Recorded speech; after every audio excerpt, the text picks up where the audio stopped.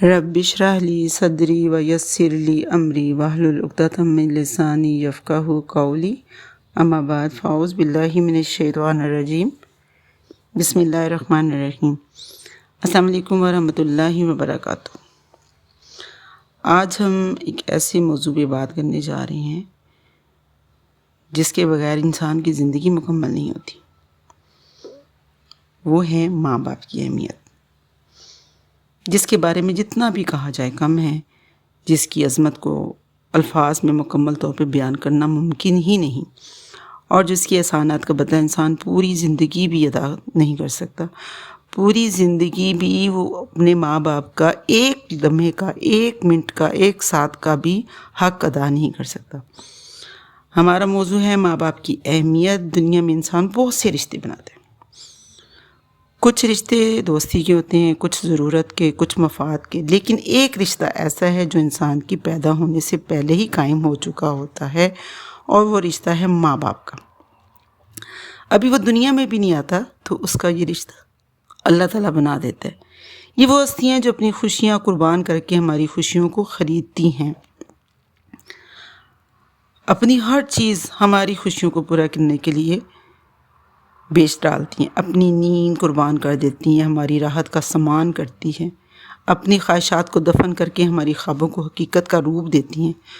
قرآن کریم میں اللہ تعالیٰ نے اپنی عبادت کے حکم کے فوراً بعد والدین کے ساتھ حسن سلوک کا حکم دیا ہے، اور تمہارے رب نے فیصلہ کر دیا کہ تم اس کے سوا کسی کی عبادت نہ کرو اور والدین کے ساتھ اچھا سلوک کرو۔ ذرا غور کیجئے، سوچنے کی بات ہے نا۔ اللہ تعالیٰ نے اپنی توحید کے بعد جس عمل کو سب سے زیادہ اہمیت دی ہے وہ والدین کے ساتھ حسن سلوک ہے۔ یہ اس بات کی دلیل ہے کہ اسلام میں والدین کا مقام کتنا بلند ہے، اور جبکہ ماں کی عظمت، اگر والدین میں ماں کی بات کی جائے تو اس کا مقام بہت بلند ہے۔ وہ ماں جو 9 مہینے اپنے وجود میں ایک نئی زندگی کو سنبھالتی ہے، کتنے پیار سے، کتنی محبت سے وہ ماں ہے جو درد برداشت کرتی ہے لیکن شکایت نہیں کرتی۔ وہ ماں جو راتوں کو جاگتی ہے مگر بچے کو سکون سے سلاتی ہے، خود گیلی جگہ پہ سوتی ہے اور بچے کو سوکھی جگہ پہ سلاتی ہے۔ وہ کون ہے؟ وہ ماں جو خود بھوکی رہ جاتی ہے لیکن اپنے بچے کو پیٹ بھر کر کھانا کھلاتی ہے۔ قرآن کریم میں اللہ تعالیٰ فرماتے ہیں، اس کی ماں نے اس کمزوری پر کمزوری اٹھا کر پیٹ میں رکھا۔ یہ آیت ماں کی قربانی کی طرف اشارہ کرتی ہے۔ ایک صحابی رسول اللہ صلی اللہ علیہ وآلہ وسلم کی خدمت میں حاضر ہوئے اور پوچھا، یا رسول اللہ، میرے حسن سلوک کا سب سے زیادہ حقدار کون ہے؟ آپ صلی اللہ علیہ وآلہ وسلم نے فرمایا، تمہاری ماں۔ انہوں نے پھر پوچھا، اس کے بعد کون؟ آپ صلی اللہ علیہ وآلہ وسلم نے فرمایا، تمہاری ماں۔ انہوں نے تیسری بار پوچھا، اس کے بعد کون؟ آپ صلی اللہ علیہ وآلہ وسلم نے فرمایا، تمہاری ماں۔ چوتھی بار پوچھنے پر فرمایا، تمہارا باپ۔ یہ حدیث ماں کی عظمت کو واضح کرتی ہے کہ ماں کی کتنی بڑی عظمت ہے۔ ماں کو اللہ تعالیٰ نے 3 بار ماں کی طرف اشارہ کیا، جو اپنے ماں باپ کے، جو والدین میں سے سب سے جو حسن سلوک کا حقدار ہے وہ آپ کی ماں ہے۔ اور باپ کی عظمت، جبکہ وہ باپ کی ہستی ہے جس کے چہرے پر ایک مسکراہٹ ہوتی ہے لیکن دل میں ہزاروں فکریں ہوتی ہیں۔ وہ دھوپ میں چلتا ہے تاکہ اولاد سائے میں بیٹھ سکے، وہ محنت کرتا ہے تاکہ اولاد آرام سے زندگی گزار سکے، وہ اپنی خواہشات قربان کرتا ہے اپنے لیے، آرام، راحت، ہر چیز، تاکہ اس کی اولاد کی خواہشات پوری کر سکے۔ رسول اللہ صلی اللہ علیہ وآلہ وسلم نے فرمایا، باپ جنت کے دروازوں میں سے بہترین دروازہ ہے۔ اس لیے اگر کوئی شخص اپنی جنت کو محفوظ رکھنا چاہتا ہے تو اسے اپنے والد کا احترام کرنا ہوگا۔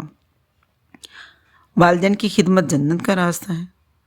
دیکھ لیں، جنت کا راستہ والدین کی خدمت میں ہے۔ جب آپ اپنے والدین کی خدمت کرتے ہیں تو وہ راستہ اختیار کرتے ہیں جو جنت کی طرف آپ کو لے جاتا ہے۔ آج بہت سے لوگ جنت حاصل کرنے کے لیے بڑے بڑے اعمال تلاش کرتے ہیں، حالانکہ جنت کا ایک عظیم راستہ ان کے گھر میں موجود ہوتا ہے، جس کے بارے میں اس کی نظر پوچھی ہوتی ہے، وہ ہے آپ کے ماں باپ۔ نبی کریم صلی اللہ علیہ وآلہ وسلم نے فرمایا، والدین جنت بھی ہیں اور جہنم بھی، یعنی اگر انسان ان کے ساتھ اچھا سلوک کرے تو جنت کا مستحق بنتا ہے، اور اگر نافرمانی کرے تو اللہ کی ناراضگی کا مستحق بن جاتا ہے۔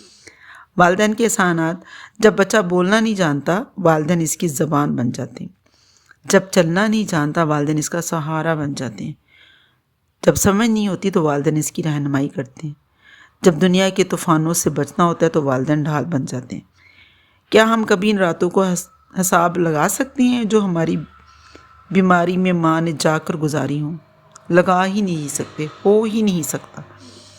کیا ہم ان ہستیوں کے بارے میں وہ لفظ بیان کر سکتے ہیں کہ ان کا ایک ایک لمحے کا حق ادا ہو سکے؟ ہو ہی نہیں سکتا۔ کیا ہم ان کے پسینوں کا حساب لگا سکتے ہیں جو ماں باپ نے ہماری ضرورتیں پوری کرنے کے لیے بہائے ہوں؟ حقیقت یہ ہے کہ والدین کے احسانات کا مکمل بدلہ ادا کرنا ممکن ہی نہیں ہو ہی نہیں سکتا۔ والدین کی نافرمانی آج کل بچے بہت زیادہ کرتے ہیں، اپنی خواہشات، اپنی ضرورتوں کے غلام ہیں۔ ماں باپ کی کوئی خواہش نہیں، ماں باپ کا کوئی احترام نہیں۔ اسلام نے والدین کی نافرمانی کو کبیرہ گناہوں میں شمار کیا ہے۔ رسول اللہ صلی اللہ علیہ وآلہ وسلم نے فرمایا، کیا میں تمہیں سب سے بڑے گناہوں کے بارے میں نہ بتاؤں؟ صحابہ نے عرض کیا، کیوں نہیں یا رسول اللہ؟ آپ صلی اللہ علیہ وآلہ وسلم نے فرمایا، اللہ کے ساتھ شرک کرنا اور والدین کی نافرمانی کرنا۔ ذرا سوچیں، والدین کی نافرمانی کو شرک کے فوراً بعد ذکر کیا گیا۔ یہ اس گناہ کی سنگینی کو ظاہر کرتا ہے۔ بڑھاپے میں والدین کی خدمت، والدین جب بوڑھے ہو جاتے ہیں تو انہیں ہماری سب سے زیادہ ضرورت ہوتی ہے۔ قرآن کریم میں اللہ تعالیٰ فرماتے ہیں، اگر ان میں سے ایک یا دونوں تمہارے سامنے بڑھاپے کو پہنچ جائیں تو انہیں اف تک نہ کہو۔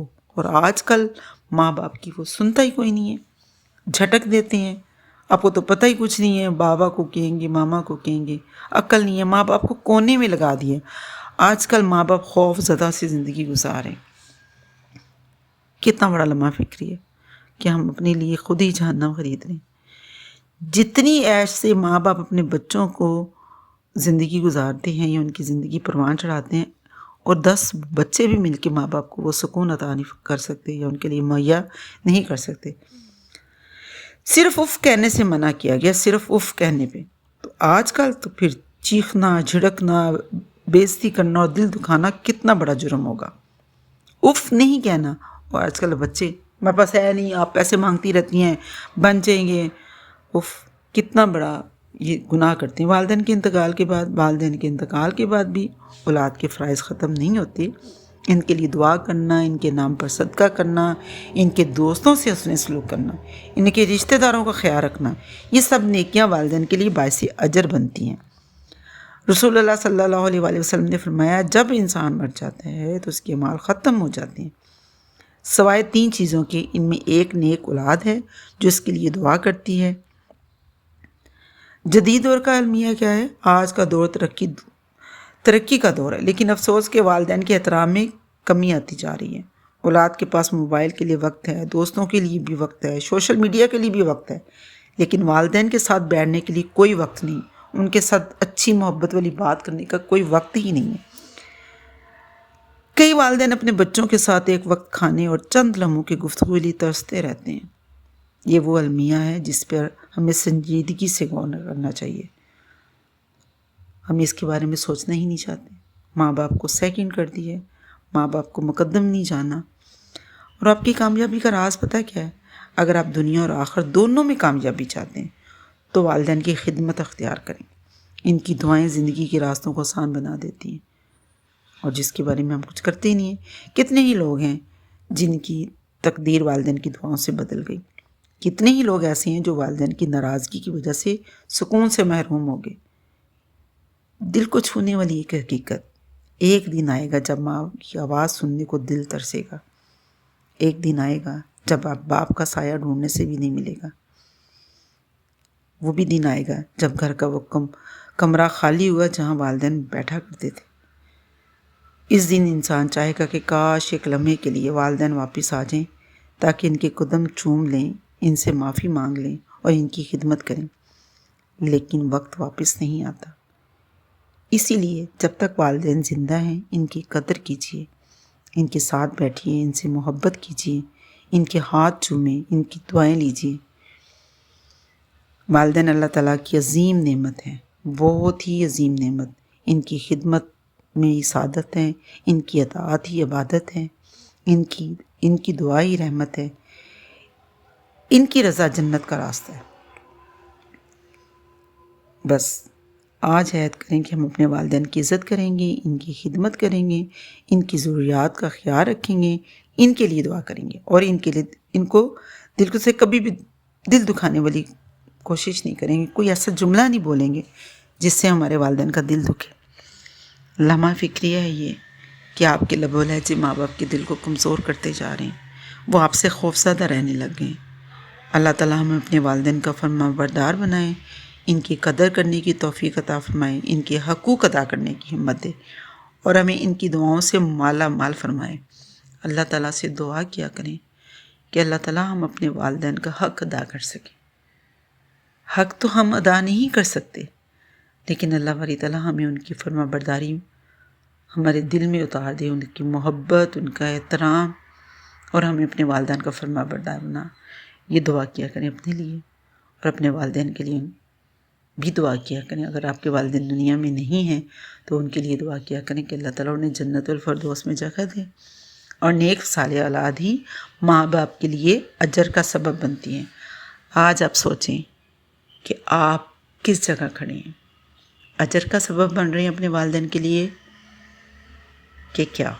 اگر آپ اپنے ماں باپ سے محبت کرتے ہیں، اگر وہ آپ کی زندگی میں ہے تو ان کو آج سے ان کی خدمت کریں، اگر وہ آپ کی زندگی میں نہیں ہیں تو ان کے لیے صدقہ جاریہ یہ کام کریں جو آپ کے ماں باپ کو اس کا اجر ملے۔